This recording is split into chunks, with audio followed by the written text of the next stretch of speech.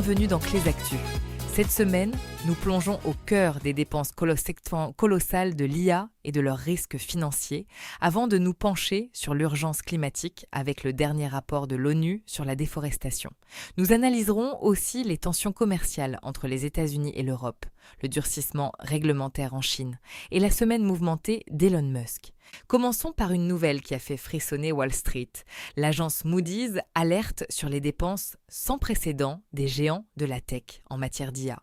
Marc, est-ce que cette course à l'armement technologique menace réellement la santé financière d'entreprises comme Amazon, Meta ou Alphabet ?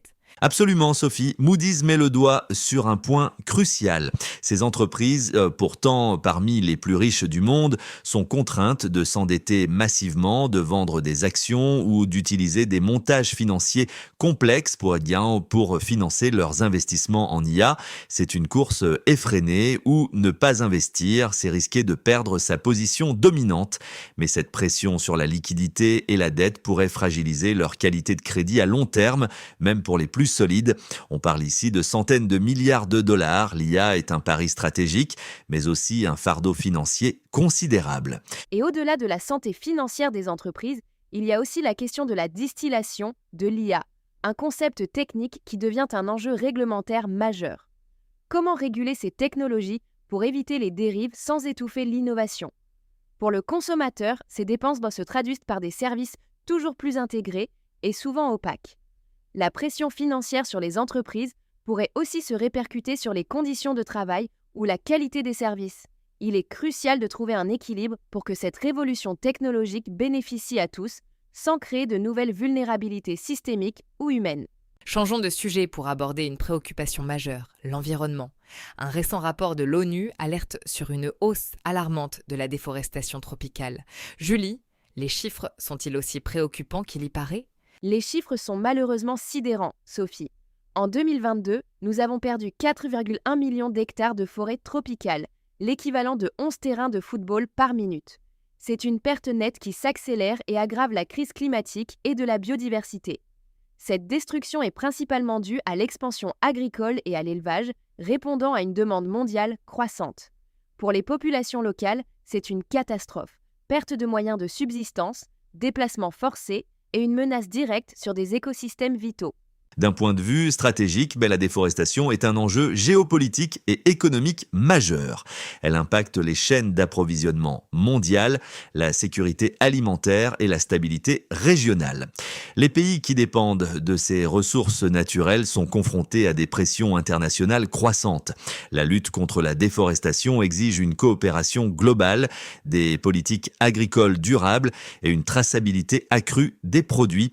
C'est un défi complexe qui met en lumière la tension entre développement économique à court terme et impératifs environnementaux à long terme.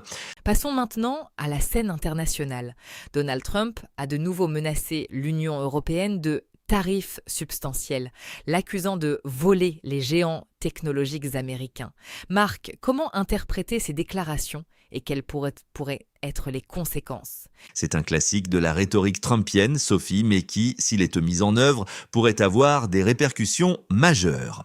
Ces menaces visent à protéger les intérêts des entreprises technologiques américaines, perçues comme cibles de régulation ou de taxes jugées inéquitables en Europe. Sur le plan stratégique, cela pourrait déclencher une nouvelle guerre commerciale, affaiblissant l'alliance transatlantique et perturbant les chaînes d'approvisionnement mondiales. L'UE serait contrainte de riposter, ce qui nuirait à l'économie des deux côtés de l'Atlantique, notamment dans un contexte de fragilité économique post-pandémie. Et pour les citoyens, une guerre commerciale se traduit souvent par une hausse des prix à la consommation, une réduction du choix et une incertitude économique généralisée.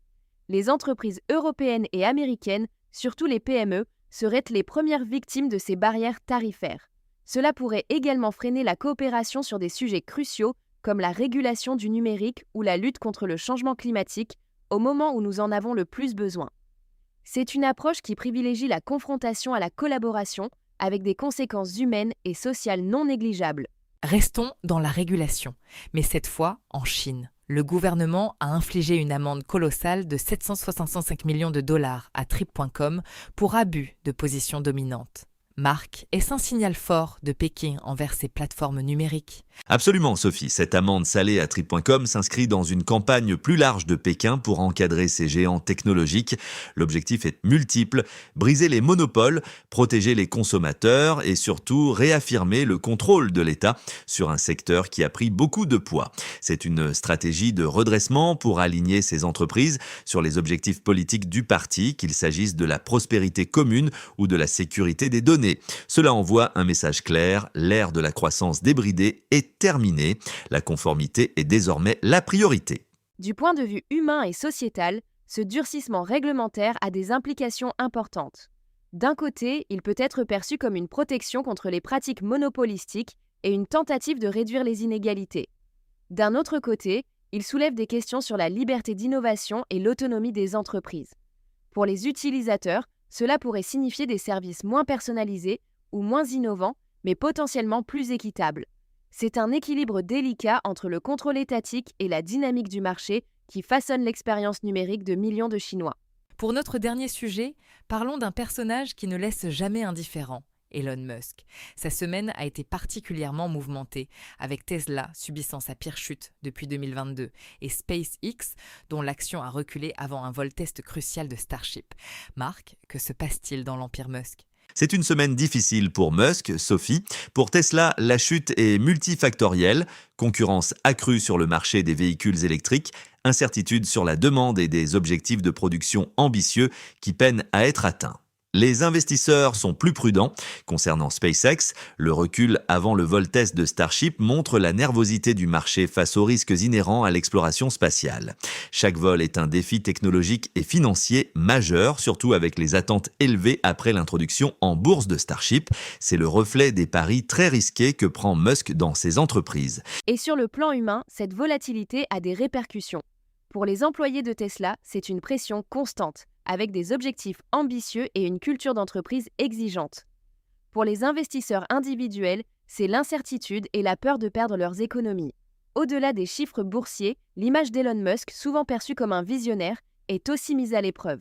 Ces revers rappellent que même les projets les plus ambitieux ont leurs limites et leurs conséquences concrètes, tant pour les équipes que pour la perception publique de ces innovations qui façonnent notre futur. C'était Clé Actu. Merci de nous avoir écoutés et à vendredi prochain.